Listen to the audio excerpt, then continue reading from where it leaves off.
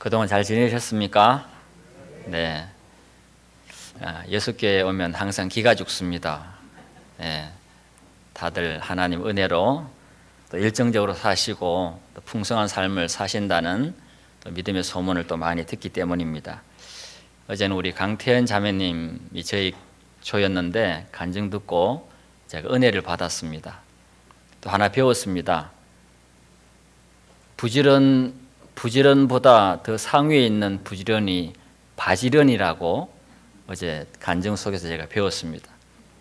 그 간증 들으면서 그래, 그리스도인은 범사에 감사를 하셨는데 그리스도인의 삶은 감사를 넘어 감격으로 나아가야 되겠다, 그런 마음이 들었습니다. 사회자께서 오늘 은혜 많이 받으시려고 하셨는데 주제가 별로 은혜스럽지 않은 주제일 수 있습니다. 우리가 흔히 그런 말을 많이 합니다. 신앙의 두 날개는 말씀과 기도다, 그런 이야기를 합니다. 그런데 매 주일 우리는 말씀에 관한 말씀을 많이 듣습니다.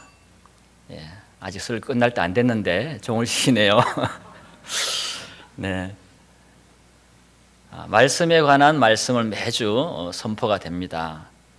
그런데 신앙의 두 날개라고 하는 한쪽 날개에 속하는 기도에 관한 말씀은 턱없이 선포가 되지 않고 있다, 저는 개인적으로 그런 생각을 합니다. 새가 하늘을 날려면, 창공을 나르려면 두 날개를 부지런히 움직여야 되죠. 그런데 한쪽 날개가 좀 힘이 부족해서 덜 이렇게 날개짓을 한다면 앞으로 곧장 나아가는 것이 아니라 회전 약간 이렇게 대각선으로 좀 날아갈 것 같아요. 심하면 더 빨리 이렇게 회전을 그리게 되겠죠.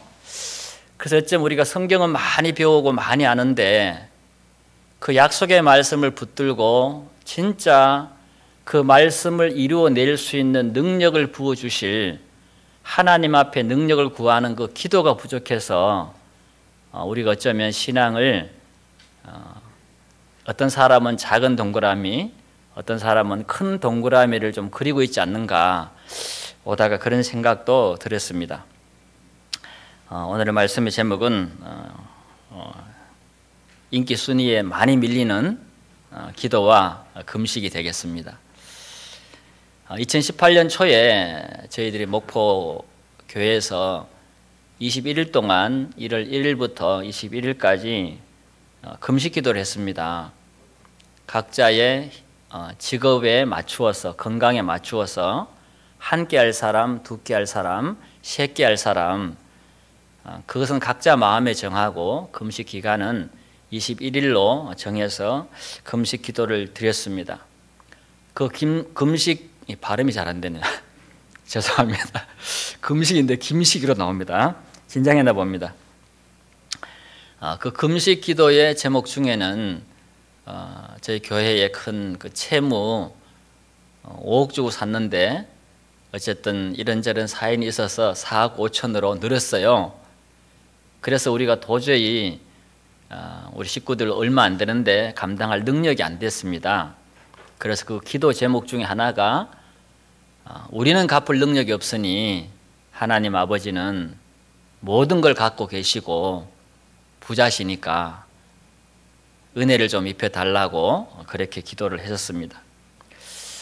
그런데 그해 2월 29일 날 하나님께서 그 2017년부터 이렇게 계속 건축업자가 찾아왔지만 완강하게 우리는 팔 의사가 없다, 속뜻은 아니었지만 계속 거부를 했었습니다.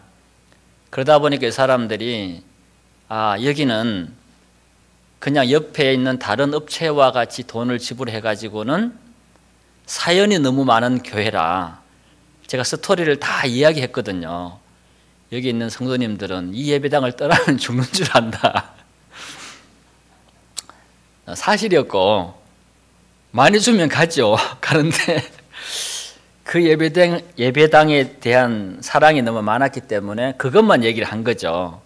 그랬더니 다른 업체에서 주는 돈 갖고는 협의가 안 되겠다라고 판단을 했는지 다른 업체보다 3배 가까운 금액으로 협의가 들어왔습니다.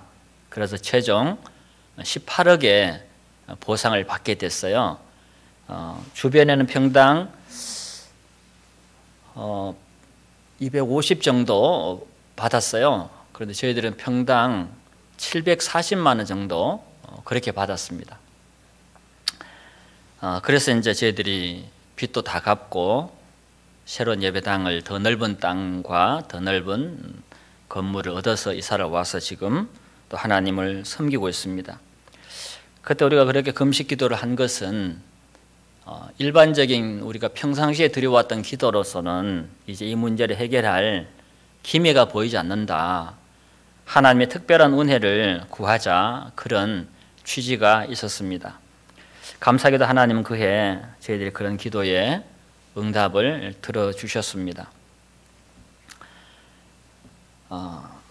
미국의 데이비드 브레이너드라는 선교사가 있습니다. 그가 이 세상에 머문 지는 29년 5개월 하고도 19일을 살다가 주님 품으로 떠나갔습니다. 그의 삶은 일반인들이 상상을 초월하는 그런 삶을 살았습니다. 하나님을 향한 거룩한 갈망 때문에 밥 먹듯이 금식을 반복했습니다.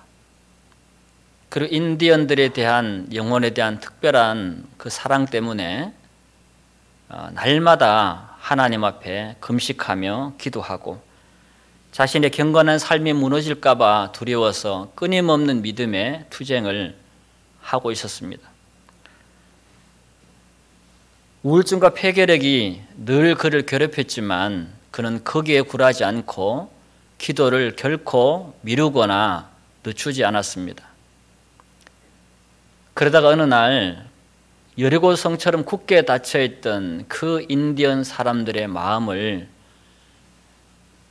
금식으로 너무 몸이 쇠약해서 힘도 없고 지친 상태에서 탁자에 기대서 앉아서 하나님 말씀을 설교를 하게 됐는데 그때 성령께서 강하게 임하시면서 그 강팍했던 인디언들이 자신의 죄를 자복하며 회개하는 그런 역사로 시작해서 인디언들에게 복음의 문이 열리는 새로운 부흥을 맞이하게 됩니다. 데이비드 브레이너드의 생애와 일기라는 책이 있고 이 사람에 관한 여러 책들이 나와 있습니다. 꼭 한번 읽으시라고 추천을 드리고 싶은 그런 책입니다. 이 사람의 삶의 영향으로 수많은 사람들이 삶의 변화를 받았습니다.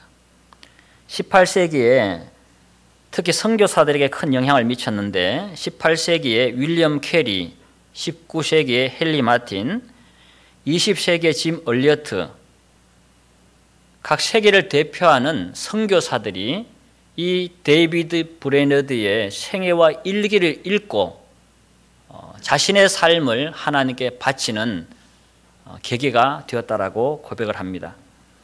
존 웨슬레, 조나단 에드워드, 데이비드 리빙스턴, 로버트 맥체인, 로버트 모리슨, 남아프리카의 앤드류 모레이, 독일의 브레드릭 슈바르츠, 이와 같은 영적 지도자들이 이 선교사의 삶을 통해 대단한 영향을 받고 살았다라고 고백을 합니다. 그 인디언들의 강팍한 마음들, 하나님에 대하여 들어본 적도 없고 알지도 못하는 그 무지한 마음들이 어떻게 하나님의 말씀에 귀를 열 수 있겠습니까? 이 데이비드 브레이너드는 오직 하나님의 전능한 능력이 임하지 않으면 이것은 불가능한 일이다. 일반적인 기도로서는 저들이 회개할 수가 없다. 목숨을 건 금식과 기도를 이 선교사님은 이어나갔습니다. 그리고 조나단 에드워드 집에서 마지막 생애를 누워서 병상에서 보내다가 주님 품으로 떠나게 되었습니다.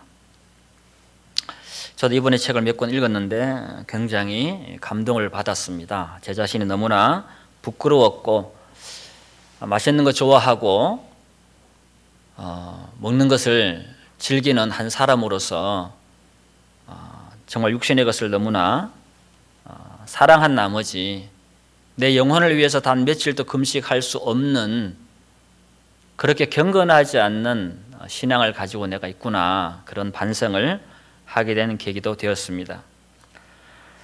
오늘 우리는 한 사건을 만나게 됩니다. 한 아버지가 아들이 있는데 귀신이 들렸습니다. 간질로 심히 고생하고 불에도 넘어지고 물에도 넘어졌습니다. 그런데 그가 그렇게 간질하고 심히 고생하는 원인이 그 아들에게 귀신이 들어가 있었던 겁니다. 성경에는 선한 천사와 악한 천사가 나오죠. 악한 천사의 대부가 누굽니까? 루시퍼, 마귀, 사탄입니다. 그 천사들은 창조 받을 때 우리와는 또 다른 차원의 권능을 받았습니다. 그래서 악한 마귀는 사람에게 질병을 가져다 줄 수 있는 능력을 가지고 있습니다. 우리가 마태복음 10장도 보시면 알지만 예수님께서 제자들을 파송할 때 귀신을 쫓아내고 병을 고치고 복음을 전할 수 있는 은사와 능력을 부어주시고 가라 하셨어요. 그래서 제자들이 나가서 예수님의 이름으로 귀신아, 주 예수 그리스도의 이름으로 명하노니 귀신아 나가거라 하니까 어땠습니까? 귀신들이 막 나가는 거예요. 예수님의 이름으로 병이 낫거라 하니까 불치병 환자들이 낫는 것입니다. 제자들이 감격해가지고 돌아와서 예수님, 이런 기적들을 봤습니다. 이런 능력들을 우리가 봤습니다. 귀신들이 우리 앞에 항복합니다. 그러니까 예수님께서 귀신들이 너희가 항복하는 것으로 기뻐하지 말고 너희 이름이 하늘에 기록된 것을 기뻐해라 그랬습니다. 가서 기도하면 귀신이 나갔어요. 병자를 붙들고 기도하면 병이 나았어요. 그런데 오늘은 안 되는 거예요. 아무리 예수님의 이름으로 기도해도 귀신이 안 나가요. 간질병이 안 고쳐져요. 그래서 제자들, 이 아버지가 예수님 앞으로 그 아들을 데리고 온 것입니다. 그런데 예수님께서 18절에 보니까 예수께서 꾸짖으시니 귀신이 나가고 아이가 그때부터 나으니라. 제자들이 꾸짖으실 때는 안 나갔는데 예수님이 꾸짖으시니까 나갔어요. 아니, 예수님이 권능을 우리에게 주셨는데 왜 우리는 안 나갔지? 제자들이 궁금했습니다. 그래서 19절에 제자들이 묻잖아요. 우리는 어찌하여 쫓아내지 못했습니까? 그랬을 때 예수님이 그들이 왜 그 귀신을 쫓아내지 못했는지 두 가지를 지적합니다. 첫째는 가로사대 너희 믿음이 적은 용고다. 그전에는 믿음이 적어도 잘 나갔는데. 두 번째가 더 중요합니다. 사실은요. 두 번째 21절을 봅니다. 없음이라고 되어 있죠. 근데 밑에 보면 어떤 사본에 되어 있습니다. 신약 성경의 사본이 약 2만 5천 개 있습니다. 하나님의 원래 성경이 있고 그 기록된 하나님의 말씀을 잃어버릴까 싶어서 제자들이 계속 필사리해서 복사본을 만든 거예요. 그것이 사본입니다. 그래서 성경은 여러 사본이 있어요. 근데 어떤 사본에 보니까 21절에 뭐라고 되어 있습니까? 기도와 금식이 아니면 이런 유가 나가지 아니하느니라. 일반적인 기도로서 나가지 않는 귀신이 있다라는 거죠. 일반적인 우리가 평소에 드리는 기도로서는 해결되지 않은 문제들이 있다는 것입니다. 그래서 예수님께서는 기도와 금식이 아니면 이런 유가 나가지 않는다. 어떤 종류의 귀신들은 그냥 예수님의 이름으로 꾸짖는다고 나가는 것이 아니다. 반드시 기도와 금식이 함께 가야 된다. 그럼 기도하는 것과 금식을 같이 하는 것은 과연 어떤 차이가 있기 때문에 그럴까? 그것은 우리 성도님들께서 한번 기도하시면서 묵상해 보시기 바랍니다. 그냥 평소에 내가 직장생활 하면서 가정일 하면서 기도할 때의 마음하고 정말 음식을 끊고 물을 먹으면서 정말 배고픈 가운데 기도하는 그 마음하고는 많이 달라요. 없던 간절함도 생깁니다. 내가 간절하게 원하지 않는데 하나님이 내 기도를 다 들어줘야 될 의무가 없으시잖아요. 간절하지 않다는 이야기는 있어도 그만, 없어도 그만이다라는 이야기죠.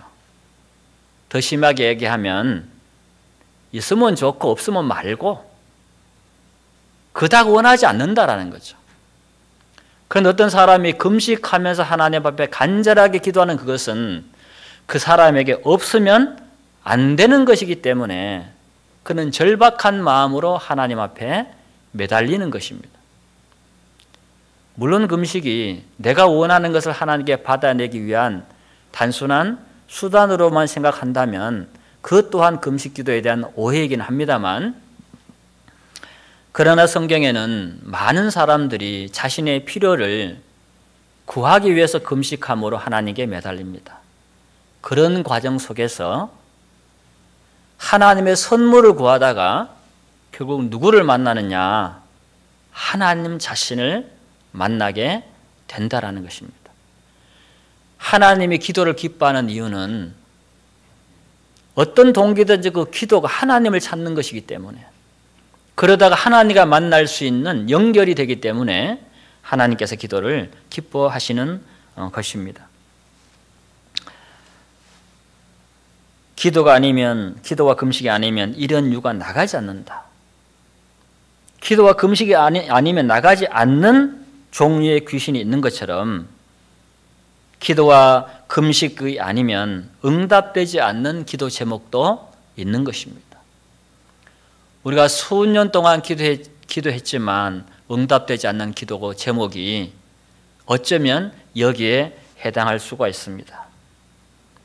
끊지 못한 죄, 정말 끊고 싶은데 끊어지지 않고 끊임없이 반복적으로 되살아나서 내 마음을 어둡게 하고 내 신앙의 열정도 감사도 하나님에 대한 사랑도 다 식어버리게 만드는 끊지 못하는 죄가 어떤 종류에 속할 수가 있습니다.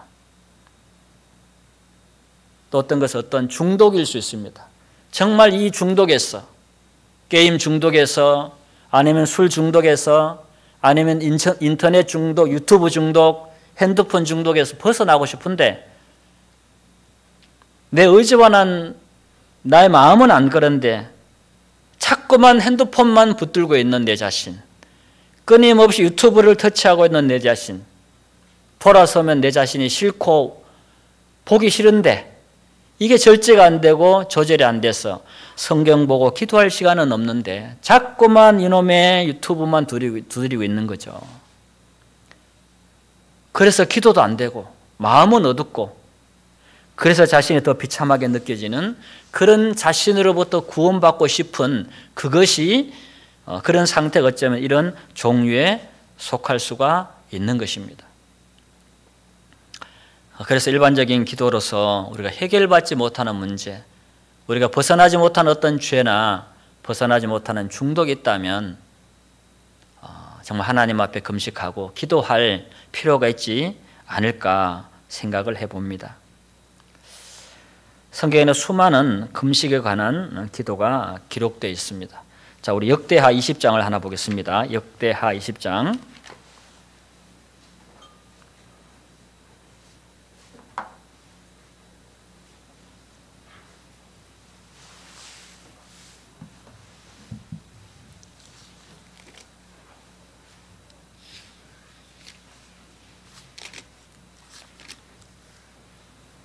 역대하 20장 1절입니다. 그 후에 모압 자손과 암몬 자손이 몇 마흔 사람과 함께 와서 여호사밧을 치고자 한지라 혹에 와서 여호사밧에게 고하여 가로되 큰 무리가 바다 저편 아람에서 왕을 치러 오는데 이제 하사손 다말 곧 엔게디에 있나이다. 여호사밧이 두려워하여 여호와께로 낯을 향하여 간구하고 온 유다 백성에게 금식하라 공포하며 유다 사람이 여호와께 도우심을 구하려 하여 유다 모든 성읍에서 모여와서 여호와께 간구하더라. 여호사밧 왕이 모압과 암몬 자손이 이 나라를 치러 오게 되었습니다. 국가적인 위기가 찾아온 것입니다. 두려움에 사로잡힌 여호사밧이 선택했던 것은 먼저 하나님 앞에 자신이 간구함으로 나아가고 온 백성에게 금식을 선포합니다. 이제 우리나라가 국가적인 위기에 처했으니 이제 전능하신 하나님께서 우리를 구해주지 않는다면 우리가 멸망당할 수 있고 우리의 사랑하는 아내와 처와 처나 아내나 헷갈렸네요. 아내와 자녀들이 죽임을 당하거나 포로로 잡혀가서 비참한 인생을 살 수도 있다. 이런 국가적인 위기 속에서 우리가 할 수 있는 것이 뭐겠느냐? 우리 힘으로는 저들을 대적할 수가 없지 않느냐? 저 나라가 어떤 나라인지 여호사밧 왕은 알고 있었던 거죠. 그래서 국가의 온 국민에게 금식을 하라고 선포를 합니다. 그리고 여호사밧이 기도를 시작합니다. 5절에 여호사밧이 여호와의 전 셋들 앞에서 유다와 예루살렘의 회중 가운데 서서 가로되 우리 열조의 하나님 여호와여 주는 하늘에서 하나님이 아니시니까 이방 사람의 모든 나라를 다스리지 아니하시나이까 주의 손에 권세와 능력이 있사오니 능히 막을 사람이 없나이다. 이렇게 기도를 시작합니다. 그래서 12절에 우리 하나님의 죄를 징벌하지 아니하시나이까 우리를 치러 오는 이 큰 무리를 우리가 대적할 능력이 없고 어떻게 할 줄도 알지 못하옵고 오직 주만 바라보나이다 하고 유다 모든 사람은 그 아내와 자녀와 어린 자로 더불어 유 앞에 섰더라. 대적할 능력이 없답니다. 자신의 힘으로 해결할 수 없는 큰 문제를 만났을 때 여호사밧은 전능하신 하나님께로 향했습니다. 우리도 우리 힘으로 해결할 수 없는 문제가 있고 우리 힘으로 벗어날 수 없는 죄나 중독이 있을 수 있습니다. 그때 우리도 하나님 앞에 나가야만 해결받을 수 있을 줄로 믿습니다. 그때 하나님이 신이 레위 사람 야실에게 임합니다. 14절에 여호와의 신이 회중 가운데서 레위 사람 야실에게 임하셨으니 저는 아삽 자손 마따냐의 현손이요 여이엘의 증손이요 브나의 손자의 스가랴의 아들이더라. 야하시엘이 가로되 온 유다와 예루살렘 거민과 여호사밧 왕이여 들을지어다.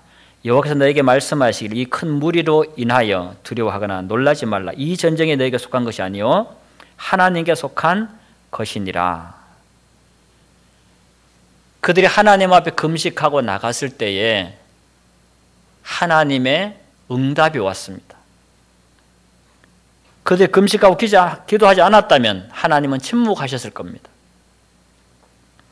성경의 약속은 구하라 그리하면 주실 것이에요 라고 하셨기 때문입니다. 그리고 나서 하나님의 지도를 받아서 21절에 백성으로 더불어 의논하고 노래하는 자를 택하여 거룩한 예복을 입히고 군대 앞에서 행하며 여호와를 찬송하여 이르기를 여호와께 감사하세 그 자비하심이 영원하도다 하게 하였더니 그 노래와 찬송이 시작될 때에 여호와께서 복병을 두어 유다를 치러 온 암몬 자손과 모압과 세일산 사람을 치게 하셨으므로 저희가 패하였으니 곧 암몬과 모압 자손이 일어나 세일산 거민을 쳐서 진멸하고 세일 거민을 멸한 후에는 저희가 피차에 살육하였더라. 말도 안 되는 전쟁을 자기들끼리 하게 됩니다. 그리고 이스라엘 백성 전체가 하나님의 구원을 받게 됩니다. 미국도 역사 속에서 국가적인 금식일을 선포하고 하나님의 기적을 경험한 역사적 기록들이 많습니다. 금식은 하나님께서 하나님의 백성들에게 기대하는 삶입니다. 예수님께서는 금식에 대해서 어떻게 말씀하셨는지를 한번 살펴보겠습니다. 마태복음 6장입니다.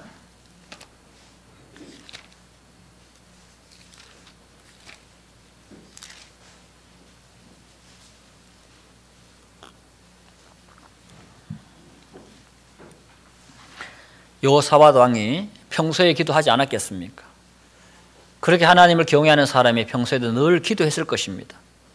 그러나 국가적인 위기가 찾아오고 자신들의 힘으로는 도저히 어쩔 수 없는 예수님이 말씀하셨던 이런 어떤 종류를 만났을 때 여호사밧은 금식을 선포하고 하나님께 온 백성과 더불어 매달렸던 것입니다.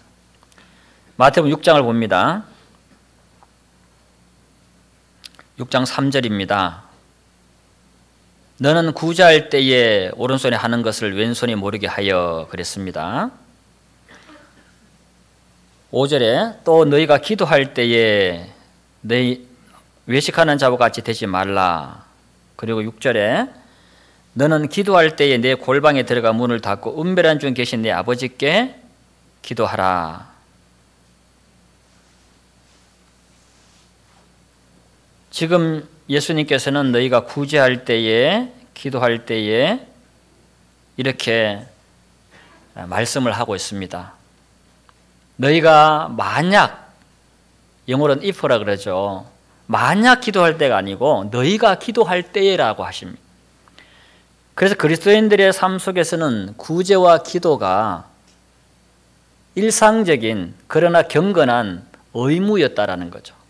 초대교회 때부터.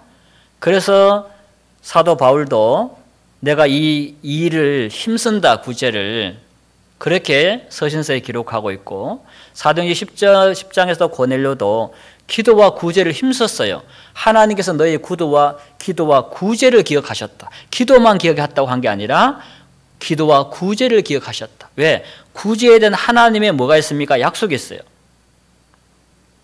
은밀하게 보시는 내 아버지께서 갚아줄 것이다. 그 고넬료의 기도와 구제를 하나님이 기억해 주신 겁니다. 그리고 구원은 못 받았지만 그 하나님을 경외했기 때문에, 하나님을 알고 싶어 했기 때문에 하나님이 그를 구원해 주신 것입니다. 그러면서 16절에는 이렇게 기록하죠. 금식할 때 너희는 외식하는 자들과 같이 슬픈 기색을 내지 말라. 저희는 금식하는 것을 사람에게 보이려고 얼굴을 흉하게 하느니라. 물론 금식의 동기가 중요합니다. 나는 금식을 했어. 바리새인들처럼 나는 하나님 앞에 가서도 나는 일주일에 2번씩 금식합니다 하고 자기 자랑을 위해서, 자기 의를 세우기 위해서 금식을 한다면, 기도한다면 그것은 잘못된 금식 기도고 의미 없는 것이죠. 그러나 내가 금식하고 있는 사실을 남이 아는 것과 모르는 것에 아무런 관계없이 자신이 하나님의 얼굴을 구하기 위해서, 하나님을 찾기 위해서 하는 금식이라면 남이 알든 모르든 중요하지 않습니다.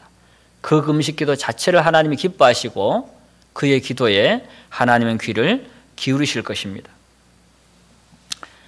그래서 그리스도인들은 구제와 기도와 금식하시기를 하나님이 예수님께서 기대하고 있다는 사실을 우리는 알 수가 있습니다. 그리고 마태복음 5장, 6장, 7절은 그 청중이 누구였냐 하면 예수님의 제자들입니다.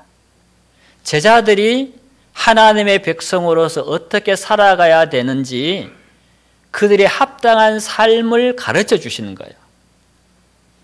의에 줄이고 목말라야 된다. 마음이 가난해야 된다. 의를 위해 핍박받는 것이 성도의 마땅한 삶이다. 예수님의 제자가 어떻게 살아가는 사람들, 어떻게 살아가야 되는가에 대한 구체적인 내용을 예수님께서 마태복음 5장, 6장, 7절에서 말씀해 주셨다는 거죠. 그래서 제자의 삶 속에는 기도가 있어야 되고 구제가 있어야 되고 금식이 함께 있어야 된다는 말씀이에요. 자, 마태복음 9장을 봅니다.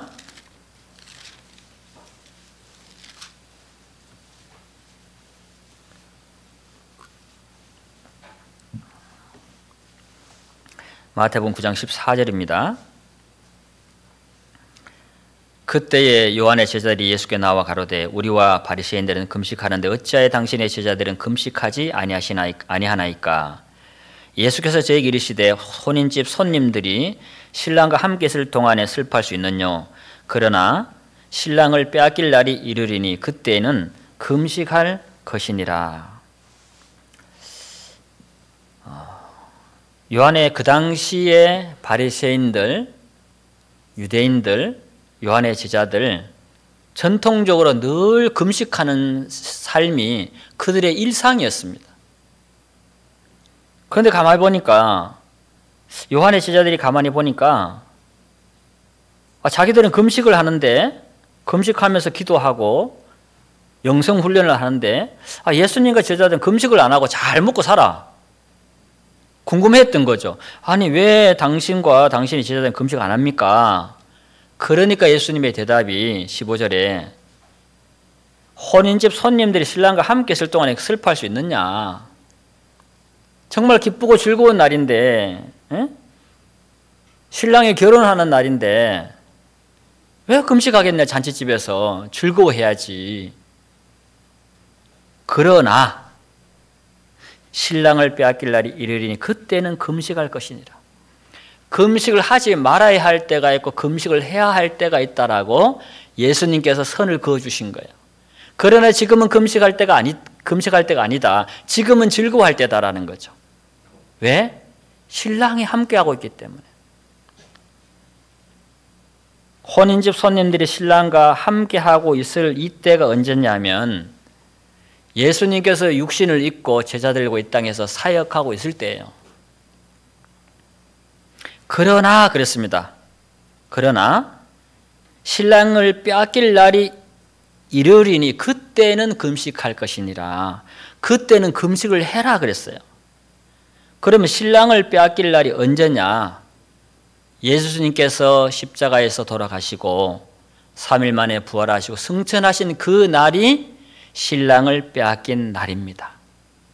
그날부터 예수님이 다시 오시는 그날까지가 이 땅에 있는 신부들은 신랑을 빼앗긴 기간이 되는 것입니다. 그때 너희들은 예수님의 말씀에 금식할 것이니라. 마가복음 2장 20절에 여기는 그때에는 금식할 것이니라 기록되어 있지만 마가복음 2장 22절에서는 그 날에는 금식할 것이니라 되어 있습니다. 그 사이 기간, 예수님이 승천하신 날로부터 예수님이 공중 강림하시는 그 날까지 예수님의 제자들은 금식해야 할 것이니라. 금식해라. 그렇게 예수님께서 가르쳐 주셨습니다. 예수님은 가르치신 것만 아니라 친히 금식을 하셨습니다. 한 번만 하신 게 아닙니다. 성경에 기록된 것은 한 번만 나오지만 주님은 행한 대로 가르친 대로 행하시는 분이시기 때문에 그분도 평소에 금식 기도를 하셨다라는 사실을 우리는 유추해 볼 수가 있는 것입니다. 이 본문은 여러 성경학자들이 제가 방금 해석한 것처럼 그렇게 해석을 하고 있습니다. 신랑을 빼앗길 날이 주님 부활한 날부터 다시 오는 그날까지다. 자, 예수님께서 금식 이전과 이후의 모습을 누가는 조금 다르게 기록하고 있습니다. 누가복음 4장을 한번 가봅니다. 누가복음 4장.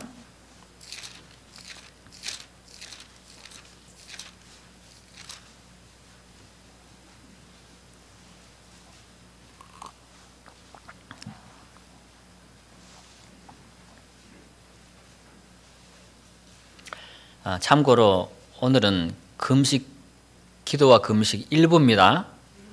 다음에 제가 예수 또 오면 2부 할 겁니다. 네. 누가복음 4장 1절입니다. 예수께서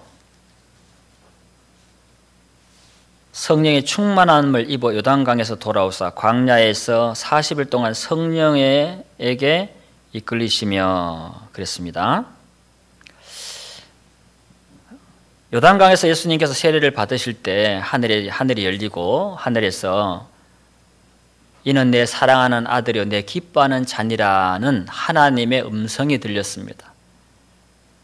예수님의 사역을 모든 사람이 보는 앞에서 하나님께서 확증시켜 주셨고 하나님께서 예수님을 얼마나 사랑하시는지를 직접 증거해 주셨습니다. 그전에도 예수님은 성령으로 충만하신 분입니다. 아버지와 나는 하나이니라. 삼위의 하나님은 언제나 하나이시기 때문에 예수님은 언제나 성령으로 충만하신 분입니다. 아멘 되십니까? 예. 아멘 좀 하세요. 우리 6개 성도님도 너무 검소하셔. 아멘 좀 쓰세요. 아끼지 마시고. 예. 우리 목포교회 성도님들도 너무 검소하셔가지고 예. 아멘을 잘 안 쓰시더라고요. 아멘으로 화답하는 것이 하나님의 말씀에는 하나님께 영광을 돌린다.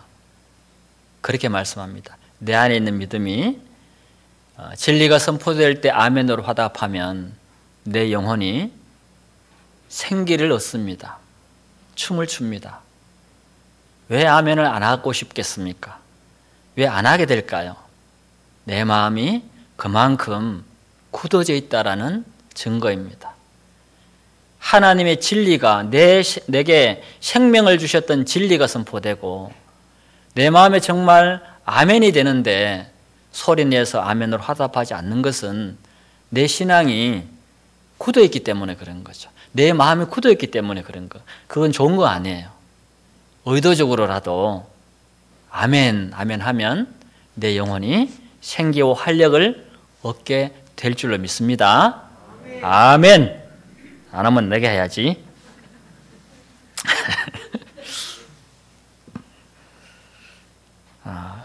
그래서 예수님께서 성령의 충만함을 입어서 요단강에 돌아오셨는데 성령께서 예수님을 광야로 이끄셨습니다. 그리고 예수님께서 40일 동안 광야로 들어가셔서 뭘 하셨습니까? 금식하고 기도하셨습니다.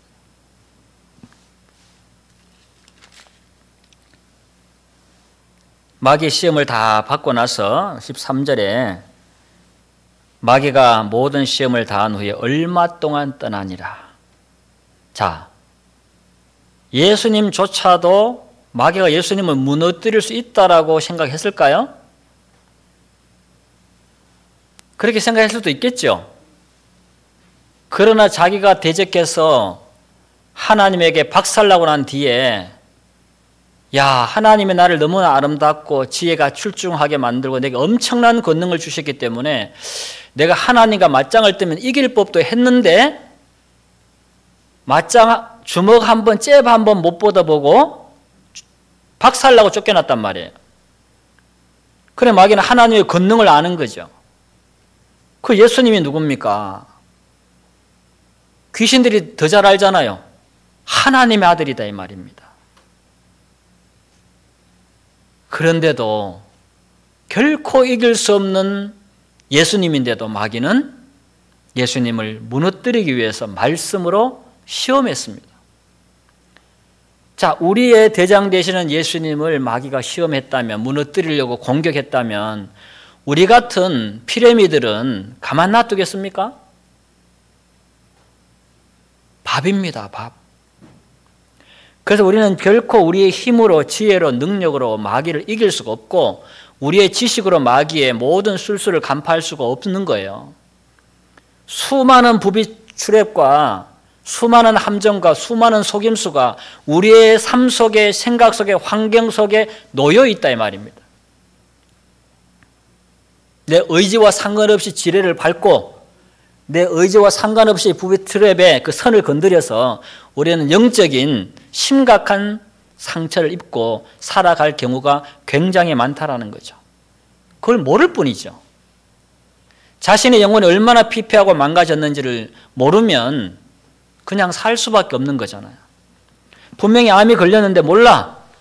모르니까 뭐 암이 1기가 되고 2기가 되고 3기가 되고 잘 밥 먹고 키우잖아요. 모르니까. 알면은 그냥 둡니까? 수술해서 도려내잖아요. 신앙도 똑같습니다.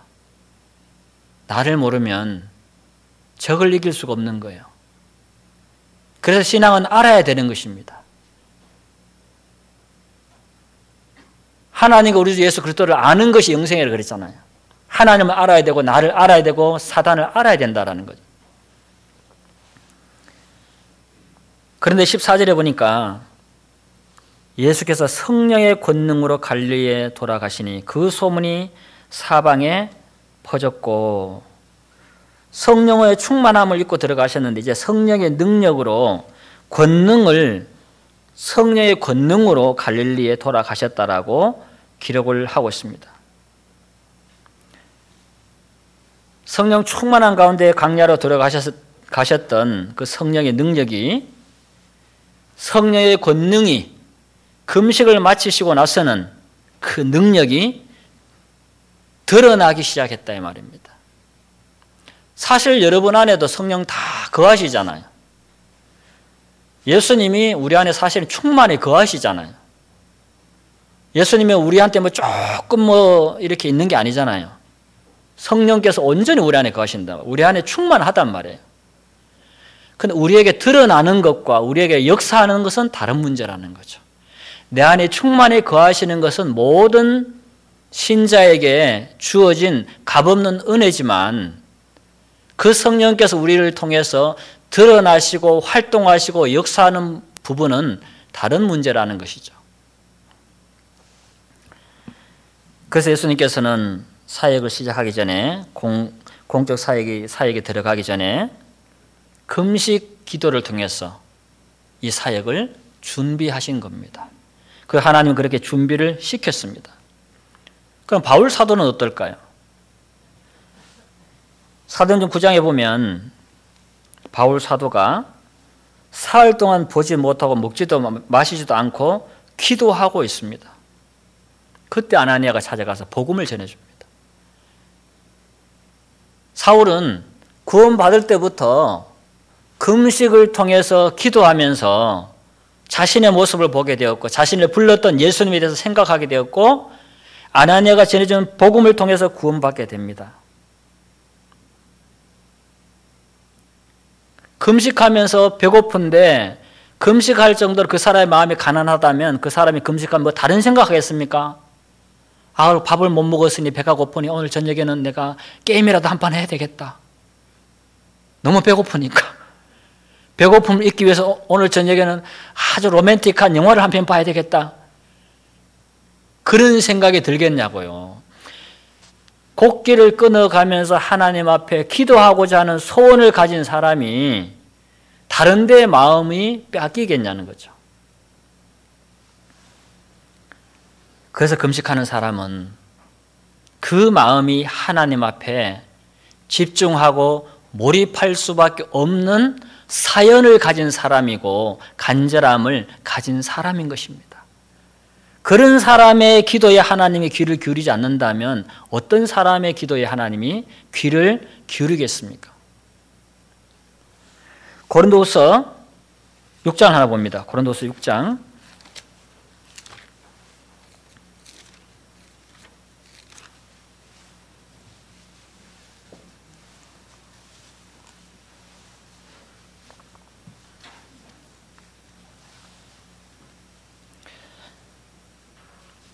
고린도후서 6장 4절입니다.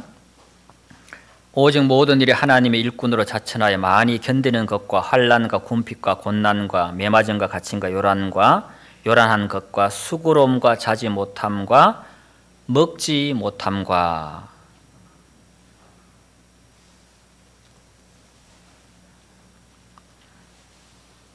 이렇게 바울 사도가 자지 못함과 먹지 못함에 대해서 지금 이야기를 하고 있습니다. 11장을 가봅니다. 11장 23절입니다.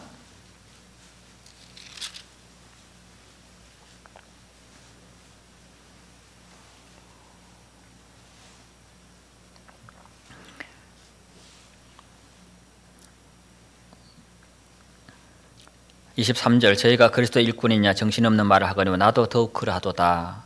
내가 수고를 넘치도록 하고 옥에 갇히기도 더 많이 하고 매도 수없이 맞고 여러 번 죽을 뻔하였으니 하면서 하나님의 복음을 전하기 위해서 복음 때문에 자기가 어떤 고난을 받았는지를 쭉 기록하고 있습니다.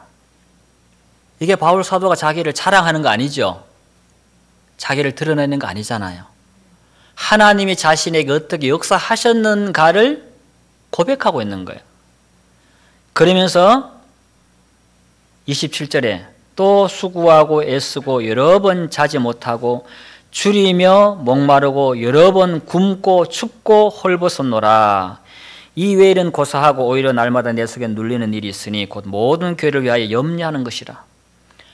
바울 사도 27절에 수고하고 애쓰며 여러 번 자지 못하고 줄이며 목마르고 이렇게 기록을 하고 있습니다. 줄이고 목마름은 먹을 음식도 마실 물도 수중에 없어서 강제적 환경적인 금식을 당하는 상태잖아요. 어쩔 수 없이 금식하는 거예요. 줄이고 목마르는 것은 먹고 마실 게 없기 때문에 금식을 했다 이 말이에요. 강제적인 금식을. 그 뒤에 나오는 것은 여러 번 굶고 춥고 헐벗었다. 굶었다는 이야기는 뭐예요? 먹을 것이 있는데 일부러 안 먹은 거예요. 그게 뭡니까? 금식입니다. 자발적인 금식이라는 거죠.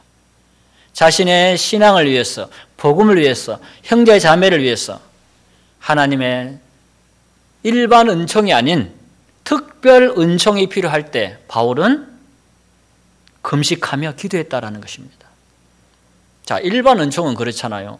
기도 안 해도 하나님이 비를 내리고, 기도 안 해도 하나님이 공기 주시고, 기도 안 해도 하나님 우리 가족들 건강도 지켜주시잖아요.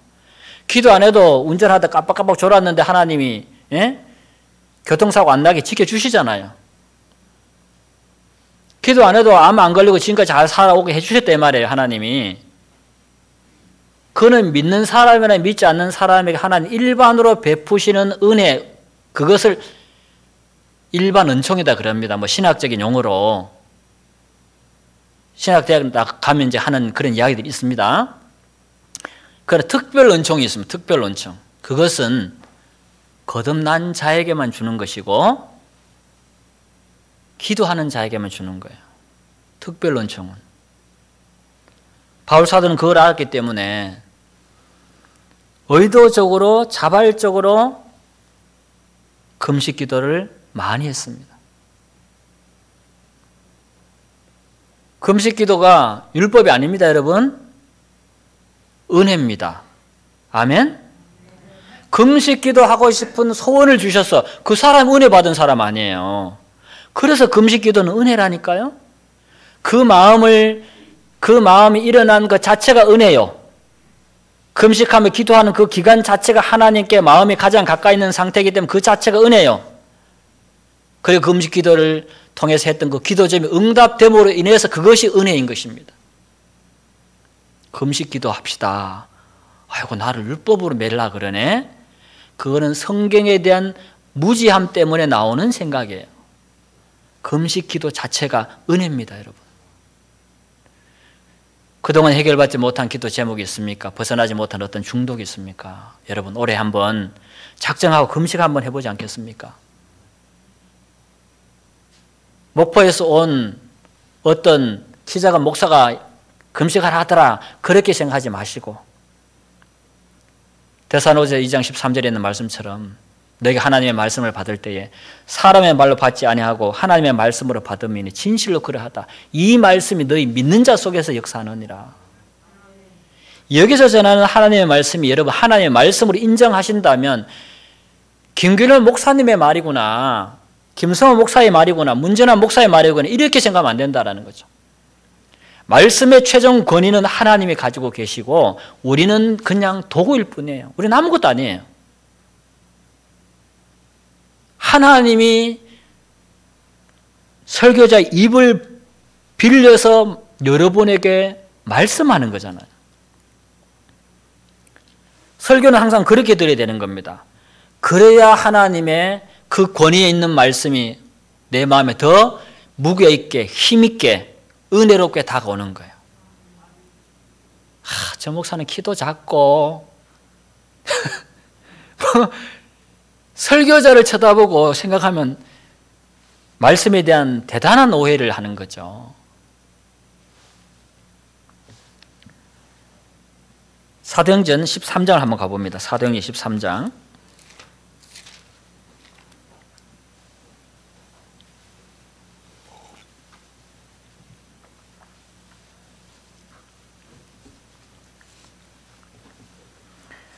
신약시대에는 금식 기도를 개인의 경건 훈련으로 많이 활용을 했습니다.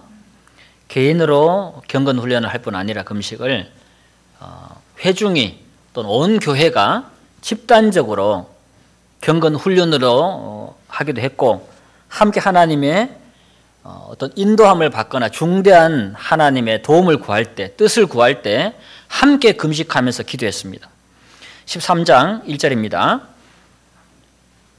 안디옥 교회에 선지자들과 교사들이 있으니 곧 바나바와 니게르를 하는 시몬과 구레네 사람 루기오와 분봉왕 헤롯의 젖동생 마나엔과 및 사울이라. 지금 안디옥 교회의 선지자들과 교사들을 소개합니다. 그 중에 바나바, 니게르, 시몬, 구레네 이렇게 나오죠. 사울도 여기 포함됩니다.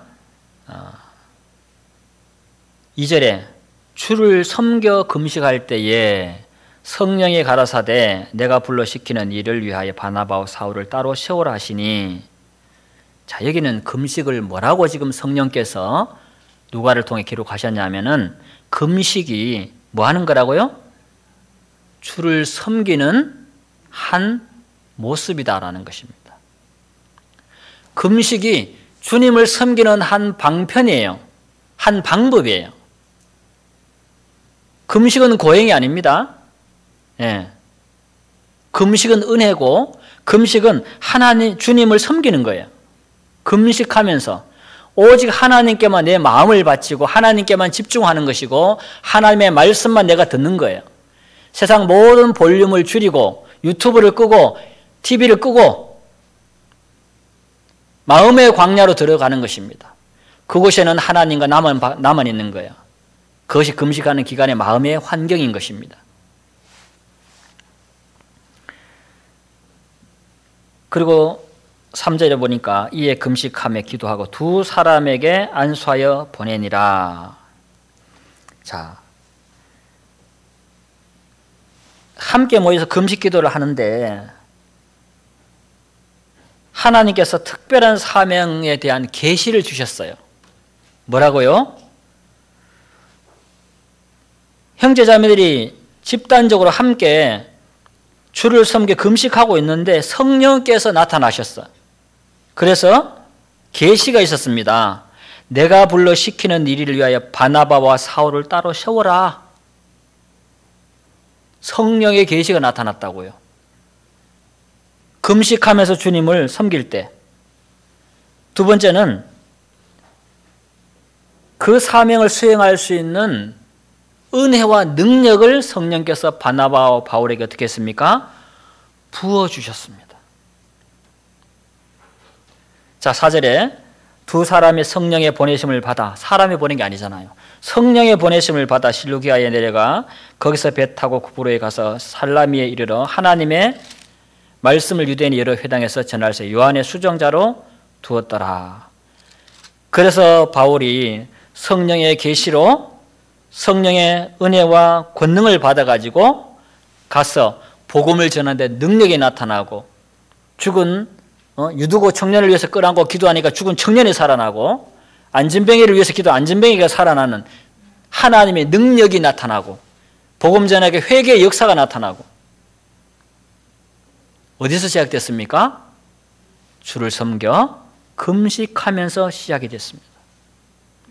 그래서 그 복음이 어디까지 왔습니까? 이번 수양회 저는 그 서병석 목사님 설교 듣고 참 감동을 받았어요. 야, 도마가 한국까지 왔네? 저 몰랐어요. 막 가슴이 뜨겁더라고요.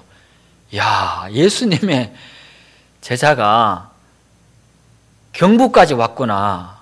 제 고향이 경북이거든요. 그래서 야, 하나님이 서 목사님을 통해서 하나님 음성을 들려주더라고요. 지난해도 올해 2022년도에도 이렇게 살아야 된다. 아멘 하나님. 제가 복음을 위해서 살겠습니다. 그런 하나님 음성을 들려주시더라고요. 제 마음이 뜨겁더라고요. 성경을 보세요. 사도행전을 보세요. 복음이 전해지는 곳에 표적과 기적과 능력이 나타납니다. 복음이 전해지는 곳이 헌신이 나타나고요. 복음이 전해지는 곳이 막 물질이 들여집니다. 성화요? 복음을 전하지 않는데 성화가 될까요? 뭐 그렇게 믿는다면 할 수 있겠지만 저는 그렇게 안 믿습니다. 복음을 전하지 않으면서 성화는 될 수 없다고 믿습니다. 예수의 생명은, 예수의 영은 선교의 영입니다. 성령 충만이 뭡니까? 하나님의 영으로 충만하는 거예요. 하나님의 영은 한 사람이 죄인 하나가 회개하면 회개할 것이 없는 의인 99보다 더 기뻐하신다. 그렇게 한 영혼의 회개와 구원을 그렇게 기뻐하신다고 하나님의 성경에 기록해 놨는데, 전도가 그렇게 중요한 것이 아니고 우리는 예수님을 닮아야 되고 예수님의 생명으로 살아야 되고 주님을 누려야 되고, 그 누구를 위해서 그렇게 살아야 되는데요? 누구를 위해서 예수를 그렇게 누려야 되는데요? 복음은 안전하면서 그것이 한쪽 극단으로 가버린 영성입니다. 기울여진 성화예요. 그리고 그 사람이 뭐라고 느끼고 체험하던 그것은 하나님으로부터 온 것이 아닐 가능성이 많아요. 그 기쁨은 위조된 기쁨, 자기가 하는 그릇된 확신 속에서 느끼는 평강과 안식과 기쁨일 가능성이 높습니다. 하나님의 말씀에 붙잡혔다. 바울이 그건 성령에 붙잡혔다는 얘기예요. 성령 충만받은 사람들이 공통적으로 나타났던 가장 강력한 증거, 그들은 끊임없이 예수를 자랑합니다. 다시 말하면 복음을 전한다 이 말입니다. 저 영혼이 죽어가고 있는데 그들을 위해서 희생도 안 하고 기도도 안 하고 선교지 나가서 불편한 퍼세식 화장실에 가서 볼일 보고 말이지, 목에 물에 뜯겨가면서 구더기 껍데기가 둥둥 뜬 물에서 탄자니아 가서 샤워하면서 그런 거는 싫고 앉아서 성경 보고 기도하고 예수님은 내 생명, 나는 죽었고 그리스도가 내 안에 삽니다. 나는 행복해, 나는 감사해. 저는 그것을 인정하지 않습니다. 성경을 보십시오. 예수님의 생명이 충만했던 사람들, 성령이 충만했던 사람들 하나같이 복음을 위해 살았습니다. 복음을 위해서 땀 흘렸고 복음을 위해서 수고했고 복음을 위해서 헌신했습니다. 그 과정 속에서 성화는 성령의 역사로 자동적으로 따라가는 거지, 성화, 복음은 떼놓고 성화만을 추구한다? 예, 신비주의로 빠질 가능성이 다분히 높습니다. 신비주의로 빠집니다. 그것을 정적주의라 그럽니다. 주변은 상관없고 하나님과 나와의 관계만 중요한 신앙. 바른 신앙은 아니지요. 본인은 행복할지 모르지. 본인은. 그래서 바울이 이런 성령의 지시를 받고 성령의 권능을 입고 고린도서 11장에서 봤던 그 수많은 고난을 겪으면서 죽는 날까지 셋방에 살면서 복음을 전했습니다. 그리고 순교했습니다. 바울이 복음 전하는 거 제쳐놓고 골방에 들어앉아서 자신의 성화만을 위해서 살았던 사람은 결코 아니라는 것입니다. 자, 사도행전 14장을 가봅니다.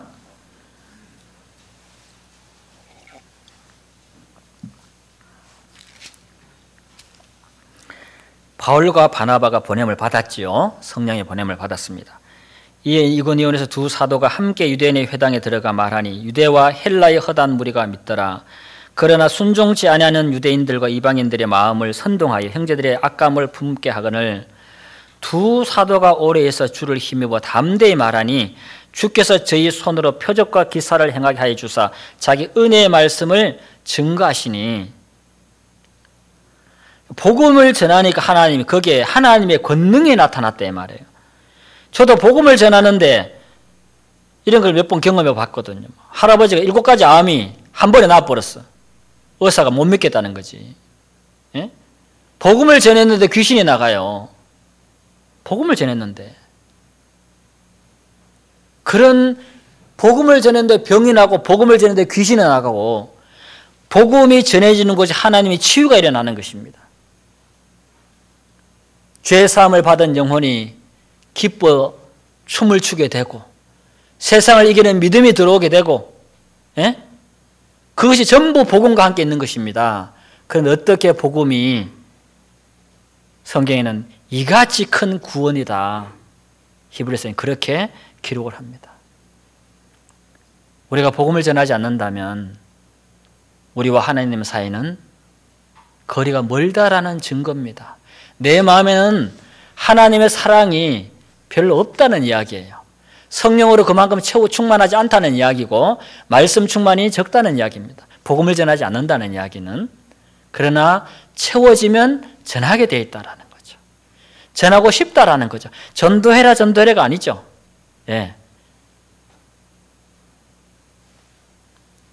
아이를 임신하게 되면 때가 되면 반드시 출산을 할 수밖에 없는 것처럼 우리 안에 말씀 충만, 성령 충만, 은혜 충만이 되면 복음은 자동으로 전해질 수밖에 없다라는 사실입니다.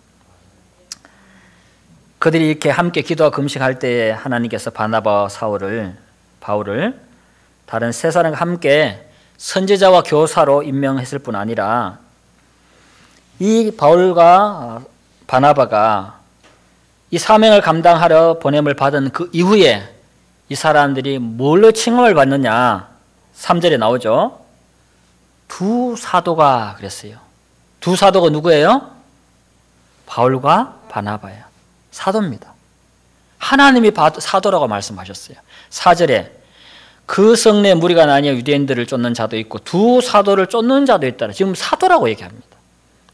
교사요 선지자로 부름을 받았는데 13장에서 여기서는 하나님의 사도라 칭해버립니다. 14절에도 보세요. 두 사도 바나바와 바울이 듣고 그랬어요. 바나바 사도입니다. 네. 이 모든 것이 주를 섬겨 금식할 때에 시작됐습니다. 금식은 은혜입니다. 여러분 마음속에 오늘 하나님께서 나도 올해 한번 금식을 해야 되겠다.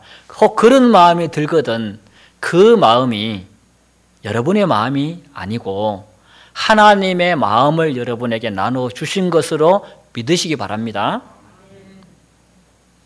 빌보서 2장 13절에 그랬잖아요. 너희 안에서 행하시는 이는 하나님이시니 너희로 소원을 두고 행하게 하시느니라. 하나님이 그러시는 거예요. 진아나 나는 네가 금식하기를 원한다. 나는 네가 금식하기를 원해. 금식하고 싶은 소원을 주는 것은 하나님이 그 마음인 거예요.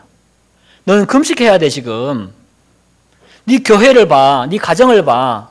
네 신앙을 쳐다봐. 네가 지금 일반적인 기도로 지금 이 문제를 받을 수 있겠어? 너는 지금 금식해야 되는 거야. 그래서 내가 너에게 내가 네 안에서 행하고 싶은 대로 금식하고 싶은 마음을 주니까 이 나의 마음을 붙들고 금식해.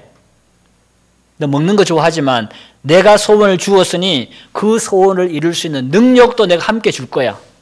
믿고 가기만 해. 아멘. 하나님은 우리 가운데 그렇게 일하십니다. 하나님의 주시는 작은 소원도 소홀하게 다루지 마십시오. 귀하게 여기십시오. 여러분이 생각지도 않았는데 회사 갔더니 뭐 나는 평소에 하던 대로 했는데 하고 잘했다고 표창장도 주고 특별 보너스를 막 100만 원 주는 거예요. 그걸 100만 원 받아 이런 기분 좋잖아요. 집에 와서 여보 회사에서 표창장 주고 이게 보너스 100만 원 줬어. 당신은 알아서 스스로하고 주면 얼마나 기분 좋아요. 100만 원 받을 때 기분 좋잖아요. 100만 원 큰 돈이잖아요. 귀하잖아요. 하나님 우리 마음속에 기도하고 싶은 작은 소원 주시거든. 성경 보고 싶은 작은 마음 주시거든. 금식하고 싶은 작은 소원이라도 주시거든. 1억 받았다 생각하시고 기뻐하시고 귀하게 여기십시오. 잃어버리지 마세요. 그거 붙들고 기도하시고 그 소원 붙들고 성경 보시고 그 소원 붙들고 금식해 보세요. 알게 됩니다. 뭘? 하나님이 왜 나에게 금식하라 하셨는지를 알게 돼요. 하나님이 왜 나에게 성경을 보라고 하셨는지, 하나님이 성경 보고 싶은 소원을 줄 때마다 성경 붙들고 계속 읽고 묵상하면 알게 돼요. 아, 하나님이 이렇기 때문에 내게 말씀을 보라 하셨구나. 그러면 여러분 안에 하나님의 성령께서 힘있게 매일매일 살아 역사하시는 것을 경험하게 될 줄로 믿습니다. 기도하겠습니다.